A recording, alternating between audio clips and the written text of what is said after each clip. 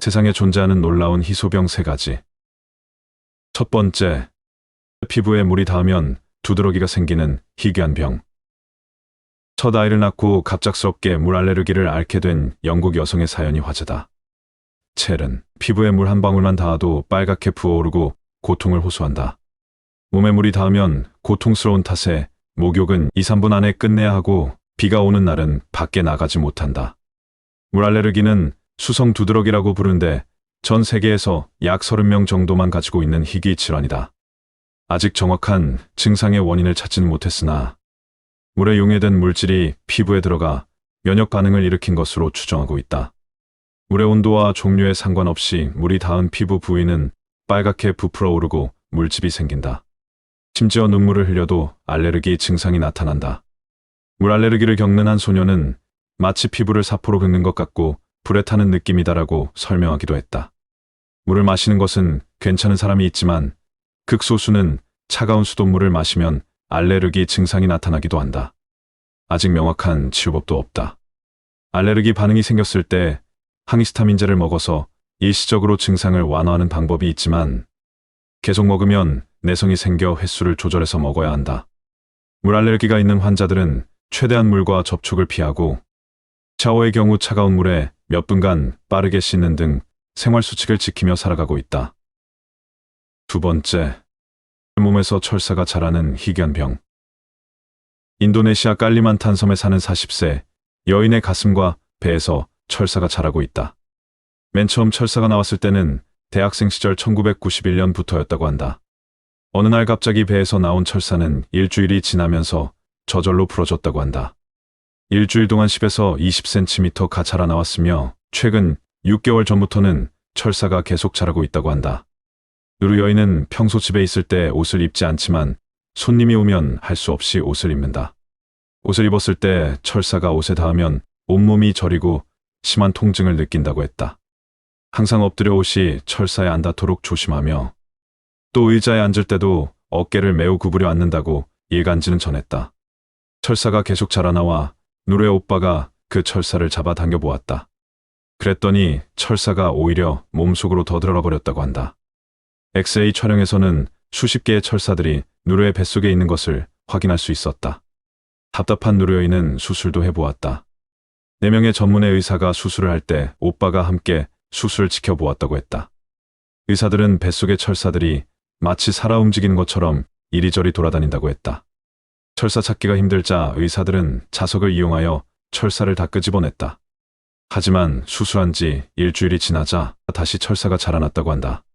뱃속에서 자라나온 이 철사는 끝이 뾰족하여 못바늘처럼 생겼으며 색깔도 검은색이다가 노란색이다가 갈색으로 변한다고 누르의 오빠가 말했다.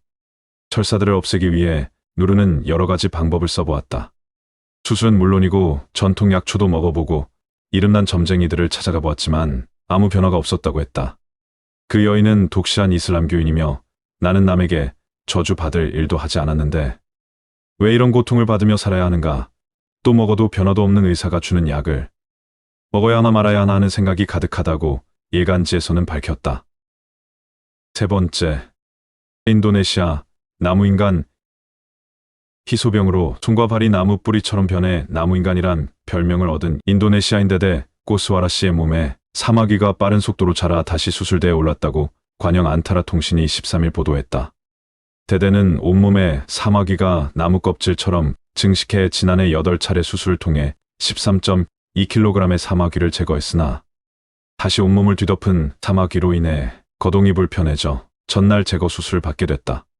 서부자바 주도 반둥에 위치한 하산 사디킴 병원의 담당이사 라흐마티나따는 이번 수술에서 1.4kg의 사마귀를 제거했다며 계속 자라는 사마귀를 3개월에서 4개월에 한 차례씩 제거하는 것이 고통을 덜어주는 유일한 방법이라며 현재로서는 다른 치료 방법이 없다라고 설명했다. 데데는 지난해 수술 받은 후 연필을 잡을 수 있을 정도로 상태가 호전됐었다. 라흐마티나따는 데데는 신체적으로 양호한 상태이며 담배를 끊은 뒤 상태가 좀 더 나아졌다고 덧붙였다. 앞서 미국의 피부과 전문의들은 데데의 증상을 인체유 두종 바이러스로 결론짓고 HPV로 인한 사마귀를 없애는데 효과가 있는 비타민 A를 매일 섭취할 경우 대부분의 증상이 사라질 수도 있다는 희망적인 진단을 내렸었다. 대대는 15살 때 상처를 입은 후 손발에 사마귀가 돋아나기 시작해 한 해 5cm나 자랐으며 지난해 8월 첫 수술을 하기 전에는 혼자 목욕조차 할 수 없는 상태였다. 몸이 불편해 가족을 부양할 수 없게 되자 아내도 떠나 두 자녀와 함께 어렵게 살고 있다. 이와 같은 희소병을 앓고 있는 또 다른 방글라데시 남성이 극심한 통증에 시달린 끝에 차라리 양손을 절단해달라고 요구했다는 사연이 공개됐다. 나무인간으로 알려진 방글라데시 아불 바잔다르는 24일 AFP 통신에 더는 고통을 참을 수 없고 밤에도 잘 수가 없다며 다소나마 고통을 덜기 위해 의사에게 양손을 잘라달라고 요청했다고 말했다. 바잔다르는 2016년 사마귀 표피 형성 이상증을 앓는 모습이 언론에 공개되면서 나무인간으로 널리 알려졌다. 방글라데시 남서부 쿨라에서 인력거꾼으로 일하던 바잔다르는 10대 초부터 손에 사마귀가 나기 시작, 양손 전부와 양발 상당 부분이 나무 껍질처럼 변했다. 이로 인해 노동은 물론 혼자 식사와 양치도 할 수 없게 됐다. 이 질병은 세계적으로 보고된 환자 수가 몇 명 안 될 정도로 희소질환이다. 이 병은 면역 체계 이상으로 인유두종 바이러스에 대한 민감성이 높아지면서 발현하는 것으로 알려졌다. 나무 껍질 같은 사마귀가 자라 손발을 뒤덮는 게 대표적인 증상이다. 이 같은 사연이 알려지자 방글라데시 정부가 비용을 모두 부담하기로 했고 바잔다르는 수술을 받았다. 수술 후 그의 손은 거의 일반인과 비슷한 수준으로 회복했으며 일상활동까지 가능해졌다. 문제는 이후 병이 빠르게 재발, 다시 과거와 같은 상황에 부닥쳤다는 점이다. 2016년 이후 25차례나 수술을 받았지만 결국 제자리로 돌아온 셈이었다. 바잔다르는 외국에 가서 더 나은 치료를 받기를 바라지만 비용을 감당할 수 없다고 말했다. 여기에 최근 증상이 더 나빠지고 질병으로 인한 통증까지 극심해지자 차라리 손을 절단하는 게 낫겠다는 생각까지 하게 된 것이다. 이에 대해 다카대학병원 성형외과 수석의사인 사만타 랄세는 바잔다르는 개인 의견을 제시한 것일 뿐이라며 우리는 그를 위한 최선의 방안이라면 어떤 것이라도 할 것이라고 말했다. 현재 이 질병에 대한 확실한 치료법은 없는 상황인 것으로 알려졌다. 앞서 인도네시아에서는 환자의 사마귀를 외과적으로 제거했지만 빠른 속도로 재발했고 네덜란드 환자는 방사선 치료를 했지만 부작용으로 암이 발생했다. 그렇다면 이렇게 고통스러운 질병은 언제쯤 치료제가 나올까? 하루빨리 좋은 치료제가 나와서 누구나 고통 없이 행복한 삶을 누렸으면 좋겠다는 생각을 하며 오늘의 영상을 마무리 짓겠다. 피라미드 속 비밀의 방과 지하미궁. 이집트와 관련해 가장 잘 알려진 것은 단연코 세계의 미스터리라 불리는 고대 왕대 무덤인 피라미드일 것이다. 이 거대한 삼각형 모양의 피라미드는 아직 직접 직관을 해보지 못한 곳이기도 하다. 사실 사진으로만 봤을 땐 크기를 짐작하기 어려웠던 것도 사실이다. 피라미드를 이루고 있는 돌이 하나당 약 2.5톤가량이고 특히나 가장 크고 오래된 기자대 피라미드는 무려 230여만 개의 돌로 쌓여져 있다고 한다. 워낙 대형 건축물이기 때문에 높이도 상당할 텐데도 그림이나 사진만 접했을 때는 그리 큰지 잘 몰랐다. 그런데 이번에 영상을 준비하면서 그 높이를 좀 더 신경 써서 보게 되었는데 그 당시 이렇게 정교하게 지은 것도 놀랍지만 당시에는 세계 최고의 높이였다는 것에 또 한 번 놀라게 된다.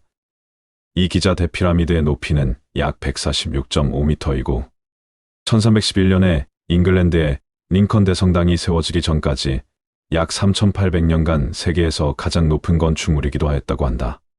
도대체 고대에 어떻게 쌓아 올렸는지 많은 가설과 추측들이 난무할 수밖에 없었을 것이다. 일각에서는 피라미드는 외계인이 고대인들 도와서 쌓아 올린 것이라는 주장이 있을 정도였다. 하지만 고고학자의 오랜 조사와 연구 끝에 피라미드는 당시 나일강이 범람한 기간에 농사를 지을 수 없었던 농업인들을 위한 일종의 실업 정책 중 하나였을 것이다. 라는 주장과 함께 이를 뒷받침하는 증거로 공사에 참여했던 인부들의 참여 일지나 보수, 그리고 파업에 대한 기록물이 발견되면서 미스테리가 풀리는 듯했다. 쉽게 말해 지금으로 치면 일이 없이 놀 수밖에 없는 무직자들에게 도시의 환경 미화를 위한 꽃 심기나 도시 미관을 위한 휴지 줍기 같은 그 당시 농업인들을 위한 그런 프로그램 중 하나였을 것이라는 것이다. 그럼에도 아직까지 어떻게 건축을 했는지 그 방법에 대해서는 명확히 판명되진 못했다. 그저 이랬을 것이다라는 가설만 있을 뿐이다. 전 세계인들에게 여전히 최고의 미스테리 관광지 중의 하나인 피라미드는 새로운 사실들이 계속 발견되고 있다는 점도 여전히 미스테리인 부분으로 전 세계인들에게 호기심을 더해주므로 그 유명세는 뜨겁기만 하다. 예전에 쿠프 왕의 피라미드에서 왕의 묘시 발견된 적이 있었다. 그런데 놀랍게도 왕의 시신이 있어야 할 석관이 텅 비어 있었고 왕의 미라와 함께 묻혔던 보물 또한 없어진 상태였다. 물론 없어진 것인지 아니면 처음부터 없었던 것인지는 정확하지 않으나 아무것도 없는 텅 빈 방은 왜 존재하는 것이었는지에 대한 고고학자들이 많은 고심 끝에 왕의 무덤이 아닌 그저 왕을 기리기 위한 용도가 아니었을까 하고 생각할 뿐이라고 한다. 이후에 일부 학자들이 피라미드 속 또 다른 비밀 공간을 찾으려고 수년을 있었지만 이렇다 할 결과물이 없었다고 한다. 그나마 2017년 피라미드 내부를 연구하는 스캔 피라미드 프로젝트 팀은 쿠프 왕의 피라미드에서 지금껏 알려지지 않았던 새로운 공간을 발견했다고 발표했다. 중세시대에 이 피라미드 속에 보물을 약탈하기 위해 아랍 왕조의 한 왕이 들어가게 되는데 이때 세 개의 방을 찾았다. 가장 먼저 중앙에 위치한 쿠프 왕의 무덤이 있어야 할 쿠프 왕의 텅 빈 방에서부터 복도처럼 연결된 공간, 즉 대회랑이라는 곳을 지나 아래쪽에 있는 왕비의 방이 발견된다.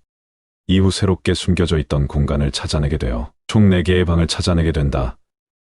그런데 문제는 이 방이 정확히 어떤 용도로 만들어졌는지 아직 확인되지 않았다는 것이다. 미국의 고고학자 마크 레노는 BBC 인터뷰에서 이 공간이 피라미드 상부 무게로부터 대회랑, 복도 같은 부분의 지붕을 보호하기 위해서 일부러 비워둔 건축학적인 공간이라고 말했다. 하지만 이것에 반박하는 학자들은 그렇게 의미 없는 건축학 공간이라고 하기에는 너무 큰 공간 낭비라며 분명 어떤 목적을 가지고 만들어졌다고 주장했다. 2020년 지금까지도 연구팀은 이 공간에 대한 연구는 계속되고 있지만 아직은 특별한 특이점을 찾지 못하고 있다.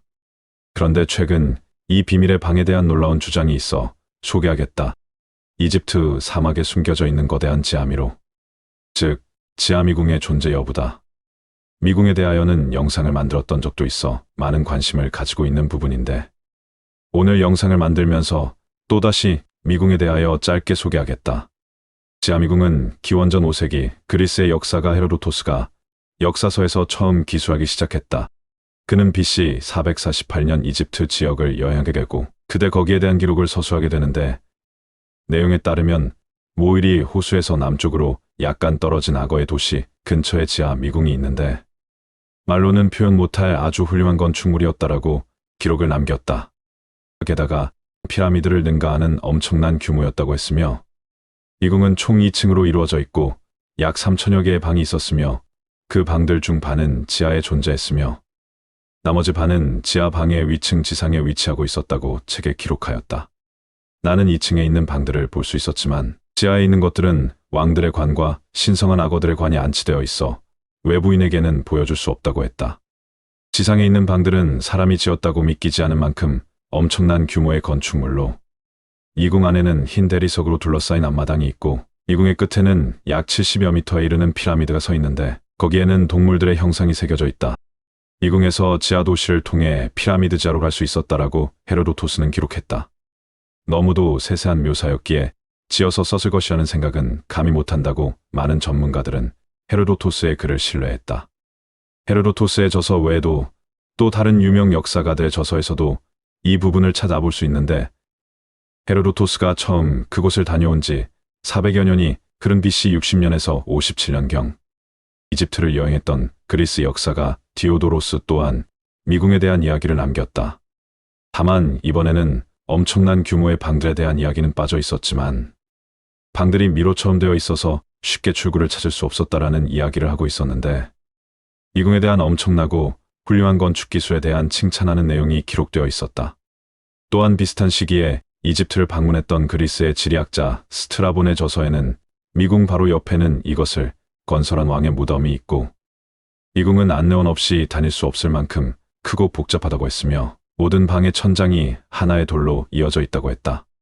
로마의 역사가인 가이우스 대 프리니스 또한 이집트를 방문한 후 100년쯤 후에 이집트를 방문했는데 이때에도 미로를 목격했다라는 그의 기록담이 그의 저서인 박물지에 기록되어 있다. 기록에는 미궁이 총 90여 개의 계단으로 이루어져 있었고 수많은 회랑인 긴 통로들이 있다고 적혀 있다. 17세기에 와서는 예수의 사제이자 뛰어난 고대 이집트 연구가였던 아타나시오스 키르어가 지아미궁의 모습이 담긴 그림을 대생으로 남기기도 했다. 그림을 보면 헤르도토스가 설명한 미궁의 모습과 상당히 유사한 것으로 책을 토대로 상상해서 그렸는지 아니면 직접 목격하여 그렸는지는 알 수 없다고 한다. 1888년 플린더스 패틀이라는 고고학자는 본인이 미궁의 위치를 찾았다고 밝혔지만 그것을 특정할 수 있는 파편들이 너무도 적었기 때문에 헤르도토스가 말한 지아미궁인지는 확인이 불가능했다. 그렇다면 왜 지금처럼 발전한 현대에 와서도 미궁은 찾을 수 없을까? 그것에 대하여 학자들은 일단 미궁이 처음 목격된 그 이래로 수천 년이 흘렀고 그동안 지아미궁이 이집트의 거친 모래에 파묻혀서 매장되어 있을 것이다라고 추측했다. 실제로도 지금껏 발견되었던 많은 유적들이 19세기에 와서야 모래 속에서 발견이 되었고 스핑크스 또한 수차례 모래에 파묻혔다 드러나기를 반복했기 때문에 미궁 또한 깊숙한 모래 바닥에 존재할 것이라고 말했다. 가장 최근인 2006년에 벨기에와 이집트가 공동으로 참여한 한 발굴팀이 미궁을 찾아냈다고 발표하게 되는데 그들은 피라미드 근처에서 오랜 조사 끝에 미궁의 시작점으로 추정되는 입구를 발견했고 이 사실을 전 세계에 알렸다. 그런데 이집트 정부와 문화부까지 지아미궁의 수색을 중단하라고 요청한 후로 더는 미궁에 대한 발굴 작업은 진행되지 못하고 있다고 한다. 이집트가 이 인류사에 존재했던 거대한 지아미궁에 대하여 묵묵부답으로 일괄하자 벨기에 발굴팀이었던 코르디가 직접 웹사이트를 개설한 후 지아미궁에 대한 정보를 공유함으로 미궁에 대한 존재가 세상 사람들에게 알려지게 되었다. 그럼 무엇 때문에 이집트 정부가 발굴을 꺼려했던 것일까? 학자들은 과거 이집트 정부가 발굴과 조사를 하면서 수많은 시행착오가 있었는데 이걸 줄이기 위해서 좀 더 신중한 자세를 취한 게 아니냐라고 이야기했다. 뿐만 아니라 이 거대한 건축물이 진짜 존재한다면 오랜 시간 모래 속에 파묻혀 있었기 때문에 섣부르게 작업을 할 경우에 뭔가 실수가 있다든지 어떤 발생할 수 있는 상황에 대비하는 거라고 이야기했다. 현재는 이 미궁이 위치한 것으로 추정되는 근처 지역이 모아리스 호수 인근으로 알려졌다. 그러나 이곳의 강은 오랜 세월 대부분 말라 없어진 상태이며 하와라라고 불리는 아멘에메트 3세의 피라미드만 남아있다고 한다. 이곳 어딘가에 여전히 지하 속에 파묻혀 있을 미궁. 그 웅장한 모습을 감춘 채 하루빨리 발견해주길 기다리고 있을 이집트의 지하 미궁을 눈으로 보게 될 날을 기다리며 오늘의 영상을 마치도록 하겠다. 루스 몽고메리의 지구 파멸을 예고하다. 루스 몽고메리, 미국의 유명한 영능력자이며 문인이다. 그녀는 정신세계 분야에서 작가로서의 명성을 얻기 이전에도 언론계에서의 왕성한 활동으로 잘 알려진 지식인이었다. 그러던 중 어떤 특별한 계기로 여러 차례에 걸쳐 놀랄 만한 영적 현상들을 체험한 이후 자신이 영혼 세계의 지혜를 이 세상에 알리기 위해 선택된 중매자라는 것을 깨닫게 되었다고 한다. 몽고메리의 예언은 주로 신명계의 지도령들이 전하는 메시지를 자동적으로 받아 적는 독특한 방법으로 이루어진다. 그녀가 매일 아침 명상 상태에서 타자기 위에 손을 가볍게 올려놓으면 신명계 지도령들의 영적인 자극에 반응하여 손가락이 자동적으로 움직이며 신명계의 메시지를 타이핑하게 된다고 한다. 몽고메리는 자신에게 자동기술을 지도하는 신비로운 영의 이름을 릴리와 아더포드라고 밝히고 있다. 신명계의 지도령들은 그녀에게 머지않아 지축 변동이 일어나 이로 인해 전 세계에 큰 재난이 닥쳐올 것이라 전해주고 이런 자신들의 예언 내용을 책으로 펴내어 세상 사람들이 그 기동의 환난에 미리 대비할 수 있도록 하라고 가르쳤다고 한다. 따라서 그녀가 저술한 여러 권의 서적은 지구 그 기동의 문제를 가장 중심 주제로 다루고 있다.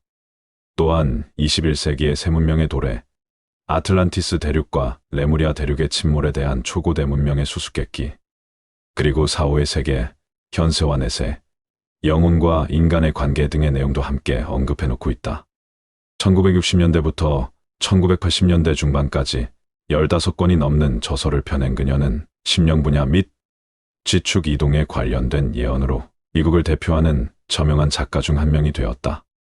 몽고메리는 1950년 미국 워싱턴에 주재하는 각국의 신문과 방송과 통신, 특파원들의 친선 단체인 내셔널 프레스 클럽 회장으로 선출됐다. 1952년 미국의 점성술사인 진 딕슨의 예언을 칼럼으로 연재하기도 했다. 진 딕슨은 1963년 암살당한 미국 케네디 대통령의 죽음을 예언한 인물로 유명하다.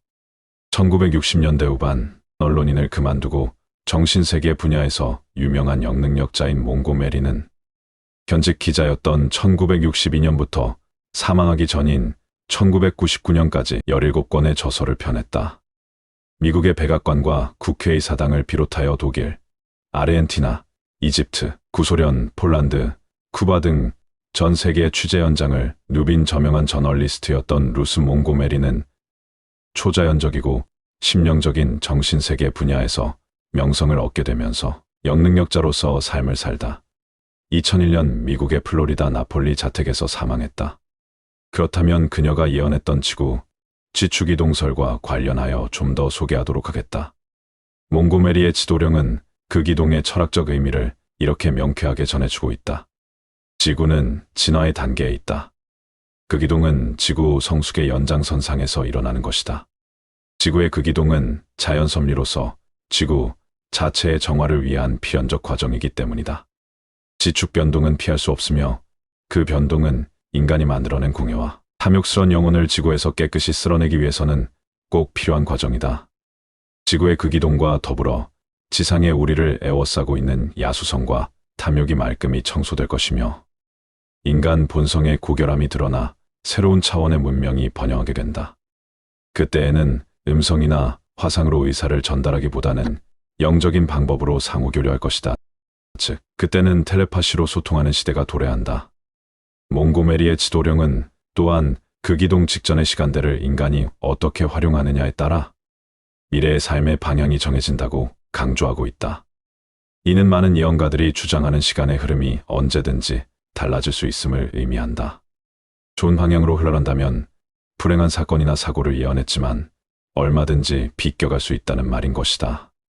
하여 행여 예언이 맞지 않는다 하여 사기꾼이나 예언 능력이 없다고 말하지 말라는 무언의 압력과도 같은 말이기도 하다.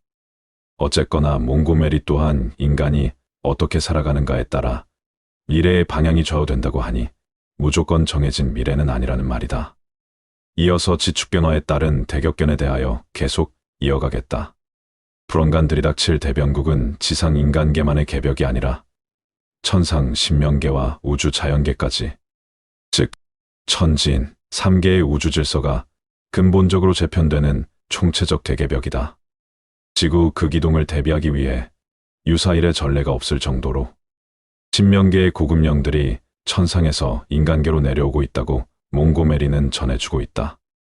이들은 신으로부터 직접 부여받은 큰 깨달음과 성견 지명을 가지고 있기 때문에 우리들에게 장래에 닥쳐올 위험에 대해 경고하고 육신의 생존뿐만 아니라 영적 측면의 궁극적인 개혁을 위해 무엇을 준비해야 하는가를 가르쳐준다.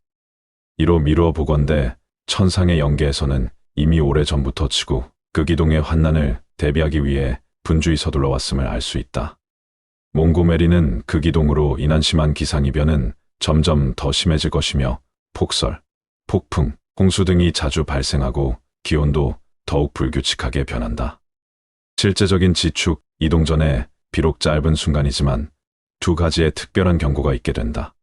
지중해 연안의 섬, 남아메리카, 캘리포니아의 산재한 오래된 화산에서 폭발이 일어나고 그 다음에는 악성전 연병이 번지게 될 것이다.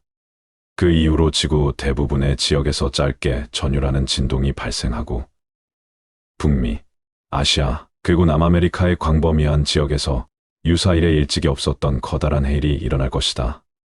그 기동 직전의 며칠 동안은 지구 전체가 마치 요람에 누워있는 아기를 달래듯이 진동하는 것처럼 느껴질 것이다. 지구가 흔들리는 것은 지축 변동의 시점이 가까워지고 있다는 증거이다. 흔들림이 있고 대략 6시간 내에 지축 변동이 일어난다. 그동안에 엄청난 기후 변화가 일어날 것이다. 오늘날 위도 50도에 위치하고 있는 북반구의 땅 덩어리들은 북위 25도 또는 20도의 지점으로 옮겨갈 것이다. 자연히 북반구의 한쪽은 적도를 향해 옮겨가겠지만 그 변동의 정확한 크기는 아직 알 수 없다. 만약 이 예언처럼 지축이 약 25도 정도 이동하면 그것이 지상에 미치는 충격의 파도는 가히 상상을 초월할 것이다. 전 지구가 요동치고 하늘과 땅이 제멋대로 춤추는 것처럼 보일 것이다. 몽고메리는 마치 영화의 한 장면을 보는 것처럼 그 기동의 순간을 실감나게 묘사하고 있다. 낮은 지역에서는 지구가 공전궤도상에서 새로운 위치로 이동하는 순간, 머리 위에 있던 태양이 순간적으로 거꾸로 이동하는 것처럼 보일 것이다. 안전한 지역에서 피난하고 있는 일부 사람들은 지구 표면의 진동과 떨림을 직접 보게 될 것이며, 또 어떤 지역에서는 바닷물이 부글부글 끓어오르고 대양의 물이 치솟아올라 육지 위로 쏟아부어지는 것을 보게 될 것이다. 또한 지구 내부에서의 폭발은 바다 표면에 새로운 육지를 솟아오르게 할 것이다. 한쪽은 바닷물이 육지를 꿀꺽하고 먹어 삼키고, 한쪽에서는 바닷물이 육지를 토해낸다고 생각하면 된다. 집층 건물보다도 높은 파도가 해안가를 향해 밀어닥치는 장면을 상상해보라. 그 무시무시한 해일을 피하는 것은 불가능하겠지만, 그러한 공포의 순간에도 두려움을 떨쳐버리고 오직 멋진 신세계 속으로 진입한다는 긍정적인 생각을 가져라. 공포를 정복해야만 그 위험천만의 순간에 살아남을 수 있다.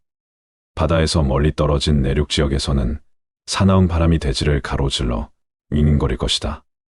혜성이 지구와 충돌한 것처럼 지구는 본래의 공전궤도를 이탈하여 요동칠 것이다. 지구 그 기동이 일어날 때 밤인 지역에서는 하늘의 별들이 마구 흔들려 땅에 떨어지는 듯하고, 다음 날 새벽이 밝아올 때는 지평선에서 떠오르는 태양이 전혀 엉뚱한 방향에서 솟아오르는 것을 목격하게 될 것이다. 그 기동으로 인해 일어나는 끔찍한 재난이 생생하게 묘사되어 있는 문헌은 이 외에도 대단히 많이 있다.